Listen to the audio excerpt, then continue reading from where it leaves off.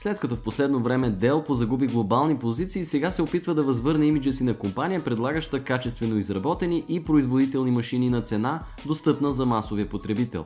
Не е случайно, че за целта американската компания се обръща към своята утвърдена Inspiron или Inspiron серия, която им донесе сериозни приходи с модели като N5010 и N5110. Inspiron 5521 получава цялостно обновен дизайн и параметри, с изключение на някои цветови елементи, които бяха характерни и за предходните поколения от Inspiron семейството. Той представлява подобрена версия на 5520 и по-висок клас от 3521, които притежават сходни черти.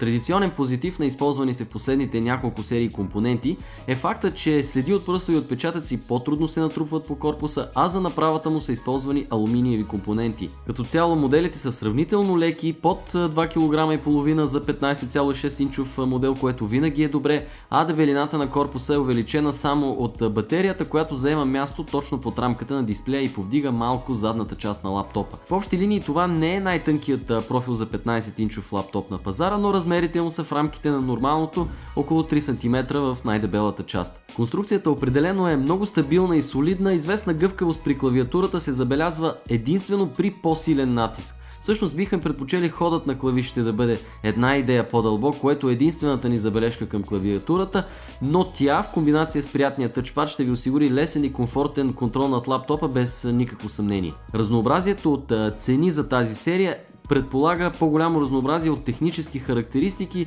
Дисплеите предлагат 15,6 инчов диагонал с резолюция от 1366 по 768 пиксела до Full HD при различните конфигурации. В официалния вебсайт на Dell не открихме информация за модели с по-висока от стандартната HD Ready резолюция, но пък това, което виждате в момента е именно лаптоп с Full HD 1920 по 1080 пиксела. Заедно с това имаме и опции за матово и лъскаво покритие на дисплея, което е рядко срещано в масовите класове в днешно време. Съществуват дори опции за поръчка на модел с тъч екран.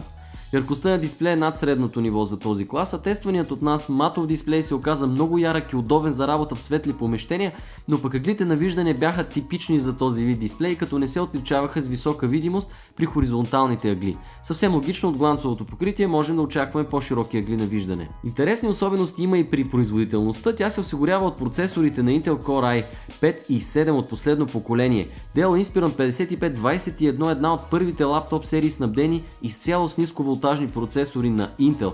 Това е концепция, която очакваме да се налага при всички Intel базирани лаптопи. Все пак това не бива да ви заблуждава за мощността на машините.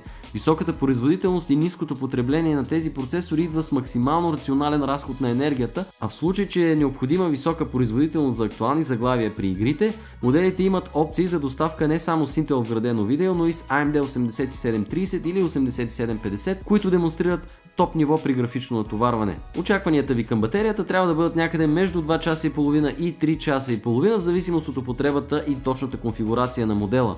Звукът определено можем да отличим като дълбок и плътен, надминаващ средното ниво на повечето лаптопи на пазара, определено приятна изненада за нас. Без колебание бихме нарекли Inspiron 5521 не само красив и елегантен, но и една от най-симпатичните машини, които в последно време въобще е попадала в ръцете ни.